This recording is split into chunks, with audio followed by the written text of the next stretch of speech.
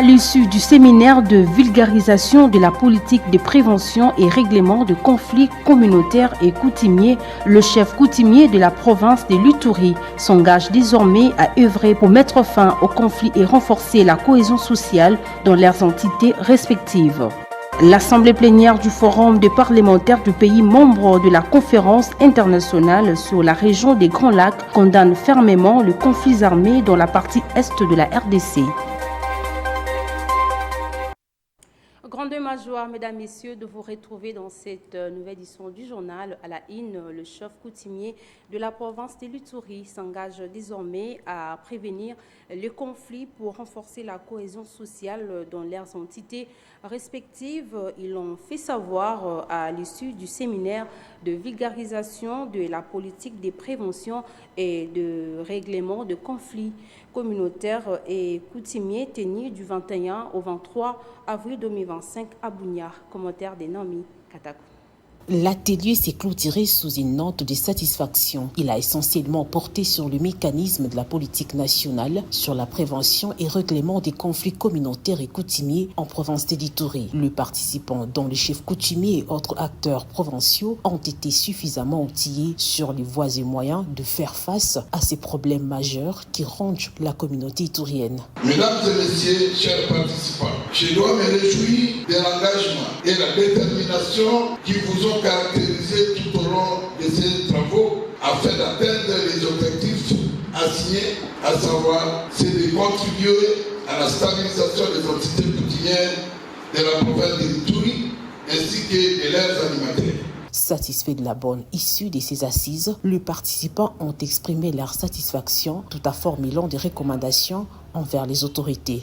Nous espérons que nous ne rentrons pas tels que nous sommes venus, car nous avons reçu un bagage, un canevas qui va nous orienter dans la résolution et prévention des conflits communautaires et coutumiers. À son tour, le vice-gouverneur policier de l'Ituri, le commissaire divisionnaire principal Raus Tchalui, a invité les participants à l'appropriation des notions apprises en vue d'en faire un véritable levier pour prévenir les conflits et renforcer la cohésion sociale dans les entités territoriales décentralisées. Je vous invite donc à vous l'approprier pleinement. Ne gardez pas ces acquis pour vous seuls. Organisé par l'administration militaire de l'Ituri, avec l'appui technique et financier de la MONUSCO, ce séminaire vient apporter encore une réponse claire aux défis sécuritaires dans les entités coutumières. Revenons à Kinshasa, le vice-président de l'Assemblée nationale, Christophe Mbosoko Diar, s'est rendu jeudi 24 avril au siège de la Nonciature apostolique pour rendre hommage au pape François et a posé sa signature dans le registre de condoléances. Nami Katako a signé ce reportage. C'est dans la matinée du jeudi 24 avril que le deuxième vice-président de l'Assemblée nationale, Christophe Mbosoko Diar, s'est rendu au siège de la Nonciature apostolique de Kinshasa pour signer le registre de condoléances à la suite du décès du souverain pontife décédé le 21 avril dernier. Je suis dans une institution, mais je suis venu en tant que chrétien catholique. Je suis chrétien. Je suis attaché au père jésuite. Et le pape était père jésuite. Voilà, ça m'a beaucoup frappé. Je suivais de plus près le Saint-Père, le pape François, était un grand défenseur de la paix dans le monde. Mais en particulier, en République démocratique du Congo. Même à Vatican, quand le Saint-Père avait l'occasion de parler de pays en souffrance à travers le monde, il ne manquait jamais de citer le Congo. Et souvent, c'était en premier lieu, même s'il avait l'occasion de prier pour les pays en souffrance, le Congo ne manquait jamais. Et c'était d'ailleurs une grande recommandation pour le Saint-Père. Que ce soit le moment où il est venu ici, que ce soit à Rome, le Saint-Père recommandait qu'on prie pour la paix au Congo. Rappelons que le pape François, marqué par une volonté de réforme de l'Église catholique et de prise de position sur la réconciliation de peuples et de croyants, le souverain pontife tire sa révérence le 21 avril à l'âge de 88 ans. Toujours dans l'actualité, le chef de l'État, Félix Tshisekedi, a lancé le jeudi à Kinshasa les travaux de l'élaboration de la nouvelle politique salariale des agents publics de l'État. Je voulais suivre son allocution dans cet extrait. C'est avec une conviction profonde et un engagement sans faille que je m'adresse à vous ce jour, à l'occasion du lancement officiel des travaux d'élaboration de la nouvelle politique salariale des agents publics de notre chère République démocratique du Congo. Mesdames et messieurs, trop longtemps, des inégalités marquent notre fonction publique. Certains ministères ou services, notamment ceux à caractère économique ou financier, disposent de ressources importantes permettant des primes et avantages généreux. D'autres, pourtant essentiels au développement national, demeurent relégués au second plan avec des moyens dérisoires. Ce déséquilibre alimente un sentiment d'injustice, démotive nos agents et nuit gravement à la qualité des services publics. Face à ce constat préoccupant, j'ai instruit le gouvernement à travers le vice-premier ministre, ministre de la fonction publique, en collaboration étroite avec le ministre d'État, ministre du Budget, le ministre des Finances, mon cabinet et sous la coordination de Madame la Première ministre, de concevoir une politique salariale équitable, moderne et durable. Cette nouvelle politique devra impérativement garantir une rémunération juste, fondée sur les efforts fournis, les qualifications détenues et les responsabilités assumées sans favoritisme entre institutions. Devra reposer sur une grille salariale unique, lisible et accessible à tous, prenant en compte le grade, l'ancienneté et appliquée de manière uniforme.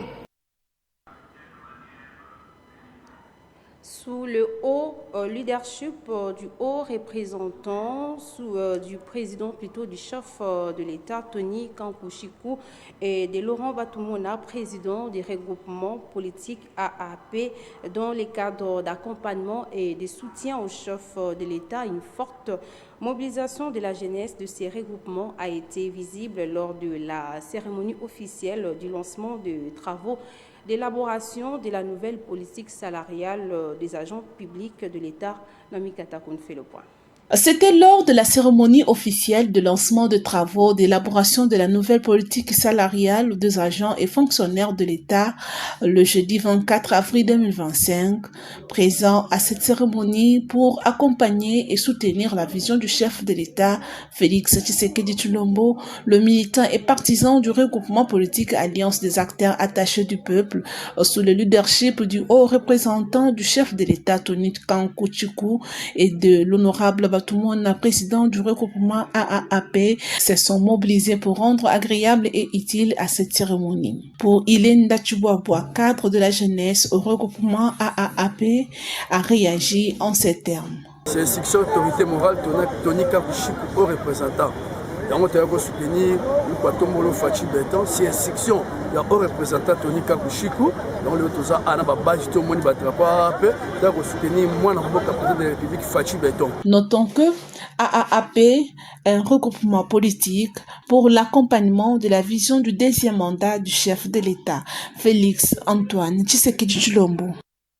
Tout à fait autre chose, l'Assemblée plénière du Forum de parlementaires de pays membres de la conférence internationale sur la région des Grands Lacs condamne fermement le conflit armé dans la partie est de la RDC et appelle tous les acteurs à préserver les acquis obtenus dans la recherche d'une voie durable pour ramener la paix. Christian Lissoukounfelo.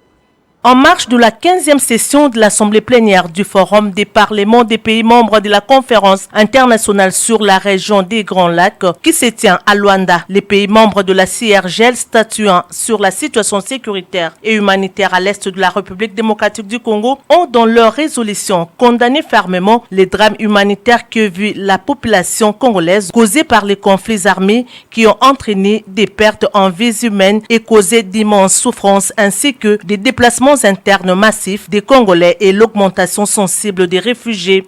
Les forums des parlements des pays membres de la CIRGL appellent les acteurs opérant dans les conflits armés à l'est de la RDC à cesser les hostilités et à se conformer aux différents processus de paix. Le Forum des parlements de la CIRGL note avec optimisme de l'engagement politique significatif pris par la République démocratique du Congo et le Rwanda pour remédier à leurs relations bilatérales au moyen d'accords constructifs dans le cadre de la feuille de route de Luanda et du processus de paix de Nairobi signé le 26 novembre 2024. Il encourage la République démocratique du Congo à protéger son intégrité territoriale tout en renforçant l'unité nationale. Les dirigeants de la RDC et du Rwanda sont appelés à profiter du soutien sans faille de l'Angola, pays hôte de cette 15e session, pour organiser une nouvelle série de pourparlers dans les plus brefs délais et de faire preuve d'une bonne foi et de volonté de parvenir à des compromis et à mettre fin aux combats qui ont connu une recrudescence ces derniers temps. C'est aussi l'appel du député national angolais du parti politique UNETA, Raphaël Savimbi, fils de l'homme politique angolais Jonas Savimbi, d'heureuse mémoire. Moi, je pense que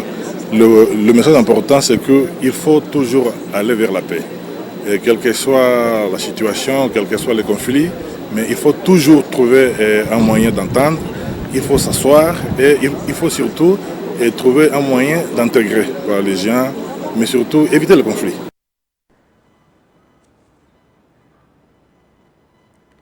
On en parle encore dans ce journal, suspension des activités du PPRD sur toute l'étendue du territoire national sur décision du vice-premier ministre en charge de l'Intérieur, Sécurité, Décentralisation et Affaires coutumières, le parti de Joseph Kabila, rattrapé par l'histoire. Les propos sont de l'analyste politique Dani Kalala au micro de Merdi Luzolo et Djibril Bakamba.